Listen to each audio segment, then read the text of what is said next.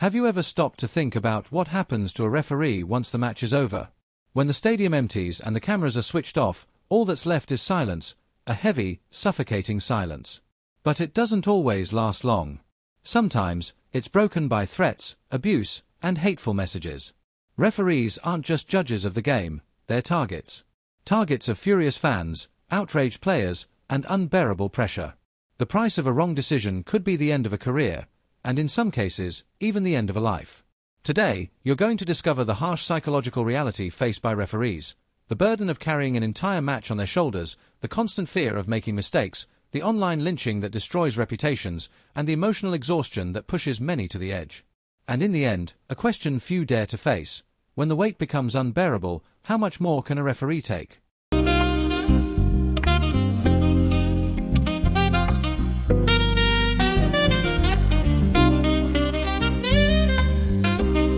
A poorly given penalty.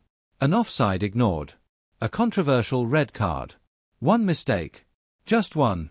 If a player misses a goal, they get another chance.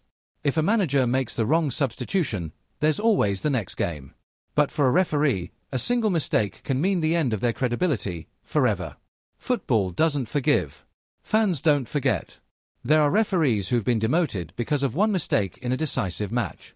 Others who never got the opportunity to officiate a major fixture again. And this isn't limited to professional football. In youth leagues, amateur games, even community tournaments, the psychological pressure is overwhelming.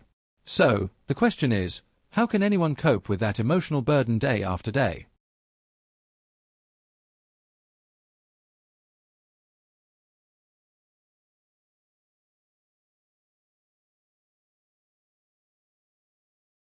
Now imagine this: you're on the pitch, surrounded by players shouting at you, fans hurling abuse, and coaches staring you down with hatred.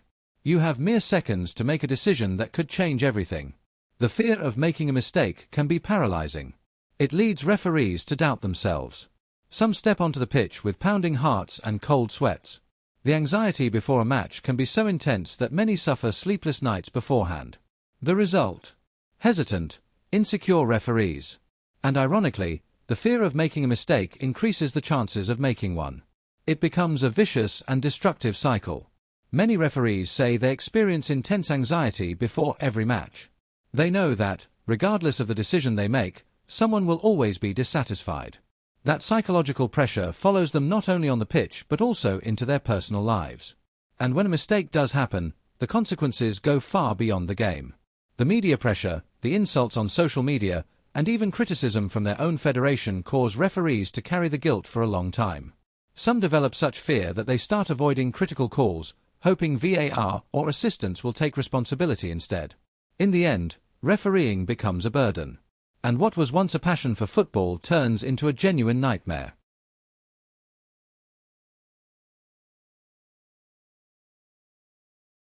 When a referee makes a fair decision that goes against a team, they instantly become the enemy.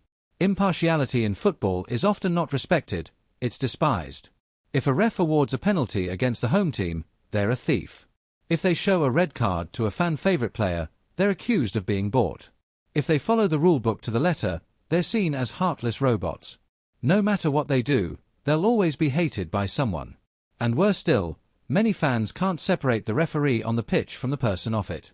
That's where the persecution begins. Referees have reported being shouted at in supermarkets, having their children bullied at school, and even receiving death threats via anonymous messages. Impartiality, meant to be a cornerstone of the sport, becomes a reason for hate and revolt. And it's not just fans fueling this culture of intolerance. Clubs, officials, and even sports commentators feed into this behavior by painting referees as the villains behind defeats. Football has become a battlefield, and referees are constantly caught in the crossfire. The great irony is that referees can never support a team, never celebrate a moment of brilliance, never show emotion. They must remain neutral. But the football world doesn't accept that neutrality.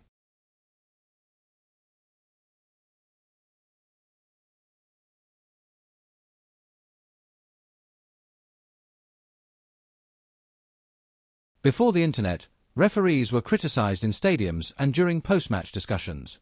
But now, the hatred goes far beyond the pitch and into their personal lives. All it takes is one controversial decision and their name is trending on Twitter. Fake accounts are created to spread lies. Hate messages pour in on Instagram. And all too often, those threats become reality. There have been cases where referees' addresses were posted online, putting both them and their families at risk. This leads to anxiety, insomnia, and in many instances, panic attacks. And it doesn't stop there. Online lynching never really ends. A mistake can be dragged up years later, resurfacing every time that referee is assigned another important match. The label of incompetent or corrupt sticks with them permanently. For many referees, social media has become a battleground. They're forced to delete comments, block people, restrict their profiles. Some go so far as to leave social media altogether just to try to preserve some mental peace. But the issue goes deeper. What if referees start making mistakes not because of incompetence, but because of fear?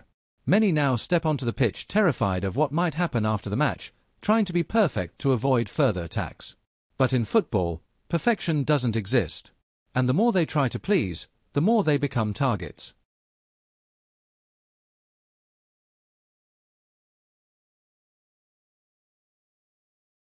Being a referee isn't just about blowing a whistle. It's about studying regulations, staying physically fit, and coping with constant psychological pressure. And all of that comes at a cost: mental exhaustion. Burnout syndrome has become increasingly common among referees. Many simply can't bear the emotional weight anymore and end up leaving the profession. The exhaustion doesn't come only from the matches themselves, but from everything surrounding them. The relentless demands from football associations, exhausting training schedules, lack of recognition, and the ever-present fear of making mistakes turn the job into an unbearable burden. Many referees develop symptoms of chronic anxiety, insomnia, and even panic attacks before crucial matches. Football, which should be a passion, becomes a toxic and intolerable environment. And the worst part? There is no structured psychological support system in place for these professionals. Most referees are left to deal with this pressure on their own, with nowhere to turn. For many, the only way out is to hang up the whistle and try to rebuild their lives far away from the sport they once loved so deeply.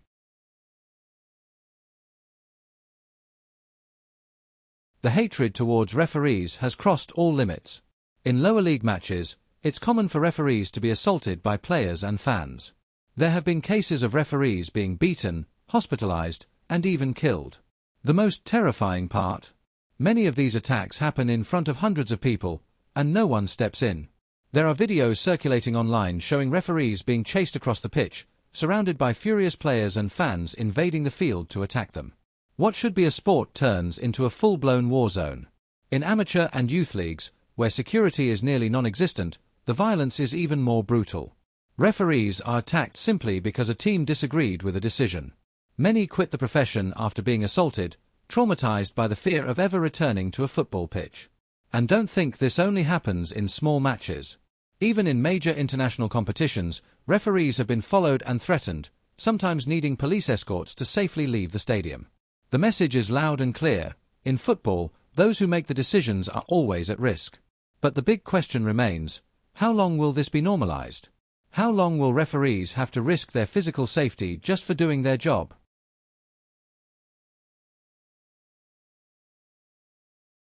This is the most serious point.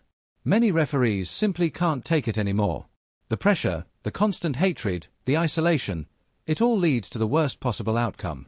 Cases of referees taking their own lives aren't widely publicized, but they exist. And they prove that football urgently needs to address the mental health crisis within officiating.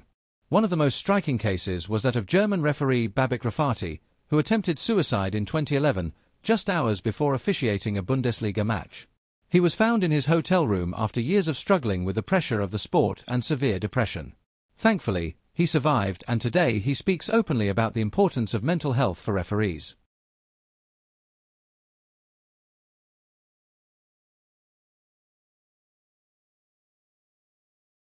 Another heartbreaking case was John C. McCabe, a Scottish referee who took his own life in 2021 after suffering intense pressure and abuse for decisions he made on the pitch. He became a target of hatred on social media, and the emotional burden proved too much. These are just a few examples. How many other referees are suffering in silence? How many more need to reach this point before football starts to take the mental health of these professionals seriously? The truth is harsh, Behind the whistle, there are lives being destroyed. And too often, the end is irreversible. The truth is, no one steps onto the pitch to be hated. But referees live with that reality every single day. It's time for the world of football to realize that referees are human beings. Yes, they make mistakes, but they also suffer. Behind the uniform, there's someone who feels, who fears, who fights to carry on. If this video made sense to you, don't forget to leave a like, subscribe to the channel, and hit the notification bell. And there's another video right here on the screen that you'll definitely want to watch. Click it now, and I'll see you there.